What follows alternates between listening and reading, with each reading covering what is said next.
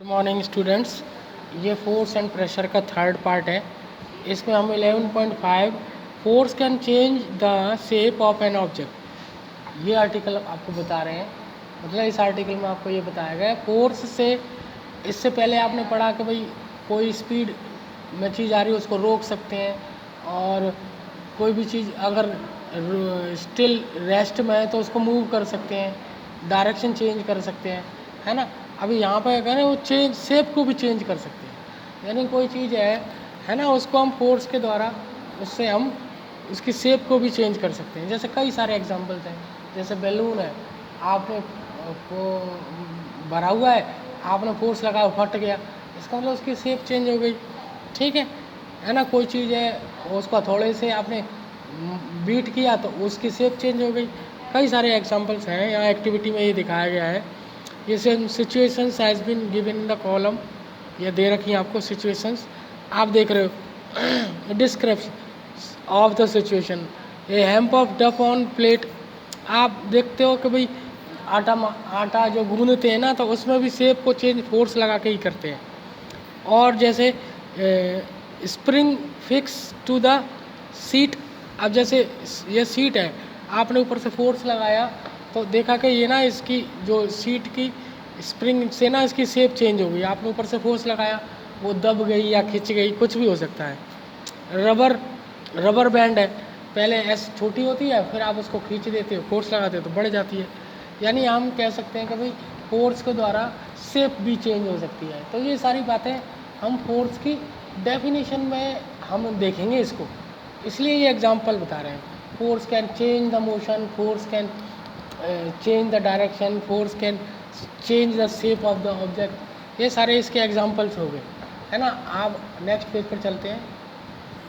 यहाँ पर ये बताया गया है what do you conclude from table. इससे जो टेबल हमने पीछे देखी उससे ना आपका क्या कंक्लूजन है, क्या निष्कर्ष निकलता है। What happen to apply the force on the inflated balloon, आप खुले हुए बैलून्स को आप फोर्स लगाओगे तो क्या हो जाएगा, वो टूट जाएगा, फट जाएगा, तो यानी कि इसकी शेप चेंज हो जाएगी। What happen the shape of the ball of the dough when you rolled on the make the chapati, आपने आटे का वो लोई बनाई, फिर आपने उसको बेल लिया यानी चकले पे, तो क्या होता है उसकी शेप चेंज हो जाती है। तो what happened when you press the rubber, rubber को आपने खींचा, तो ये सारे एग्जांपल क्या हो रहा है इसमें, यानी से फोर्स के एप्लीकेशन से बॉडी की शेप चेंज हो रही है। फोर्स ऑफ एन ऑब्जेक्ट में चेंज द शेप, यानी फोर्स अप्लाई करने से और शेप जो है चेंज हो जाती है। ठीक है। Have you performed in all the above activity you have release the force, force आप रिलीज कर दोगे तो वापस से वैसे ही हो जाएगा। Make an object move from rest, यानी कोई चीज़ को आप फोर्स अप्लाई करने से वो रेस्ट से मूव कर सकते हो। अगर उसकी स्पीड चेंज कर सकते हो, बढ़ा सकते हो, इंक्रीज कर सकते हो, डिक्रीज कर सकते हो। फोर्स में change the direction of the motion, motion का दिशा बदल सकते हो आप। मे bring the change in the shape, shape को चेंज कर सकते हो। यानी ये सारी फोर्स के एग्जाम्पल हो गए जहाँ आपने फोर्स को अप्लाइड किया। फोर्स में कॉज सम और ऑल द दीज इफेक्ट्स, यानी इनमें से कुछ बहुत सारे इफेक्ट वो कर सकती है। वाइल ए फोर्स में कॉज वन और मोर of these effects, it is important to remember that none of these action can take place without the action of force। यहाँ पे आप देखेंगे कि इनमें से कोई भी जो एक्शन है बिना फोर्स के नहीं हो सकता। थस इसका मतलब an object can not move by itself, कोई भी ऑब्जेक्ट अपने आप नहीं जाता, उसको हमें फोर्स लगाना पड़ता है जब वो मूव होता है। It can not change speed by itself, उसकी स्पीड भी अपने आप चेंज नहीं होती है, तो हमें उसके अंदर फोर्स अप्लाई करना पड़ता है। It can not change direction, direction भी नहीं होता है ना बाय इटसेल्फ, और शेप चेंज भी नहीं होती। तो इस तरीके के जो फोर्स की सारी बात है कि फोर्स के इफेक्ट क्या है, फोर्स के एप्लीकेशंस क्या हैं, ये सारा आपने यहाँ पर देखा। अब फोर्स के टाइप पढ़ेंगे आप। फोर्स दो, जनरली हम फोर्स को दो भागों में बांट सकते हैं। Some forces are contact force, some forces are non contact force. तो सबसे पहले हम यहाँ स्टडी कर रहे हैं, ये कॉन्टैक्ट फोर्स की कर रहे हैं। तो ये सबसे इसके आर्टिकल है मस्कुलर फोर्स, यानी ऐसा फोर्स जो हम मसल्स से अपनी अप्लाई करते हैं उसको हम मस्कुलर फोर्स कह सकते हैं। ठीक है, और आपको देखना है यहाँ पर कि भाई मस्कुलर फोर्स के क्या क्या एग्जांपल है, कैसे हम अप्लाई करते हैं। कैन यू पुश लिफ्ट और book laying on the table without touching. जैसे कोई बुक आप टेबल पे रखी हुई है तो आप उसको बिना टच किए हुए इधर से उधर मूव कर सकते हो? नहीं कर सकते, क्योंकि हम उसको मूव करेंगे तो बिना टच के नहीं कर सकते, इसलिए इसको हम कॉन्टैक्ट फोर्स कहते हैं। Generally to apply force on an object our body has to be contact with the object. हमें फोर्स अप्लाई करना है तो उसको कॉन्टैक्ट करना ही पड़ेगा, अदरवाइज वो फोर्स उस पर एप्लीकेबल नहीं होगी, नहीं लग सकती। द कॉन्टैक्ट में also with the next page पे देख रहे हैं या next line, with the help of stick और पीस ऑफ रोप। या हाँ, ये हो सकता है कि आप लकड़ी से या किसी रस्सी से बांध के भी फोर्स अप्लाई कर सकते हो। When we push an object like in schools bags, है ना, lift books buckets of water, है बैग अपना हम स्कूल के लिए ले जाते हैं तो अपने कंधे पे चढ़ाते हैं, है ना, पानी खींचते हैं। Where does the force come from, तो ये वाला फोर्स कहाँ से आता है?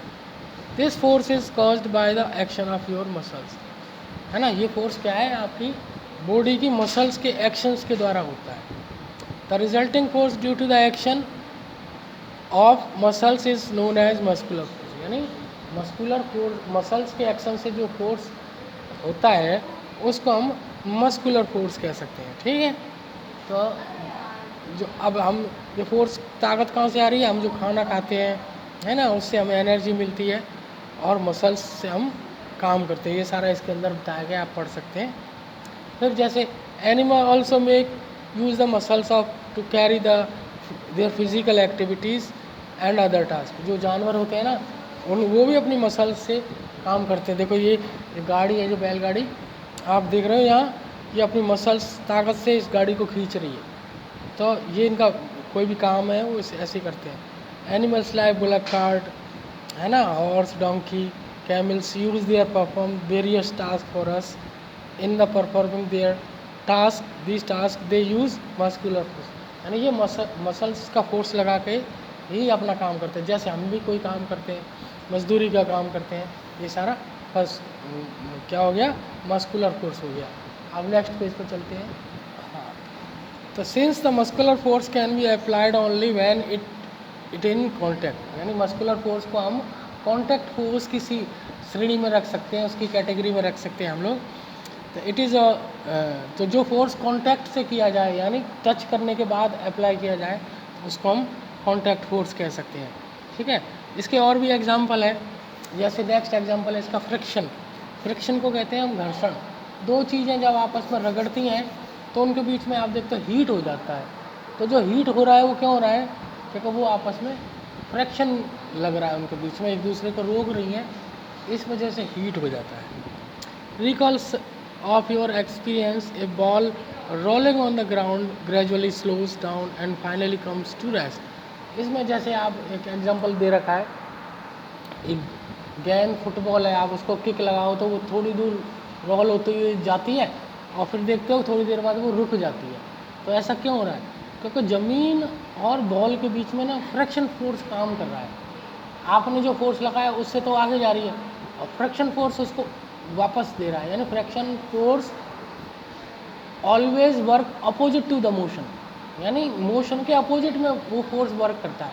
जैसे वो आगे जाएगा तो फोर्स पीछे लगेगा और धीरे धीरे वो उसको रोक देता है। जब वो फ्रिक्शन फोर्स की वैल्यू बढ़ती चलती है, आपने जो फोर्स लगाया उसकी वैल्यू बढ़ती चलती है और एट लास्ट जो गेंद है वो ना रुक जाती है ball. When we stop pedalling a cycle it gradually slow down and finally come to stop.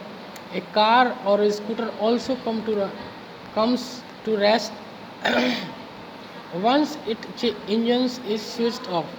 एक बार इंजन को आपने बंद कर दिया तो वो रुक जाएगा बाद में। ठीक है, a boat comes to rest if the you stop rowing, है ना। ऐसे ही ये कई सारे एग्जांपल हैं। आप जो नाव होती है आप उसको रोइंग करना बंद कर देंगे तो वो भी रुक जाएगी। तो क्या है कि जब तक आप फोर्स लगा रहे हो जब तक तो आपके फोर्स से चल रही है, उसके अपोजिट में एक फोर्स वर्क कर रहा है, उसको हम फ्रिक्शन फोर्स कह सकते हैं। तो वो लगातार आपके मोशन को रोक रहा है। In all these situations appears to be action on the body, yet their speed gradually decrease and they come to rest after some time. वो धीरे धीरे वो रुक जाती हैं। You could sum up the force by acting on them. Can you guess the direction in which force must be action in this case? तो जो friction force है ये हमेशा अपोजिट टू द मोशन, यानी मोशन के अपोजिट में, motion यदि यूँ है तो फ्रिक्शन फोर्स यूँ लगेगा आपको, यानी अपोजिट डायरेक्शन में लगेगा। The force responsible for changing the state of motion of the body in all these examples of force, it is an force fraction between surface of the ball and the ground, यानी fraction force ground और उनसे छुल के लगता है। And bring the moving ball to rest, और उसको rest में ले आता है। Similarly fraction of force water, ऐसे ही वाटर में वो फ्रैक्शन फोर्स लग रहा है। तो ये सारे फ्रैक्शन फोर्स के एग्जांपल हैं। The force of fraction always act all the moving object in opposite to the direction of motion. जैसे मैंने आपको बताया फ्रैक्शन फोर्स ऑलवेज जो है वो मोशन के अपोजिट डायरेक्शन में वर्क करता है। Since the force of fraction arise due to the contact, और ये पैदा कब होता है जब दो चीज़ें आपस में मिलती हैं, दो सरफेस आपस में टच करते हैं तब होता है, दूर से नहीं होगा। अगर उनके बीच में आप गैप रखोगे तो फ्रैक्शन फोर्स नहीं होगा, ये कॉन्टैक्ट फोर्स है। It is N also example of contact force. You will learn more of this in chapter 12, और चैप्टर 12 में भी हम पढ़ेंगे इसके बारे में।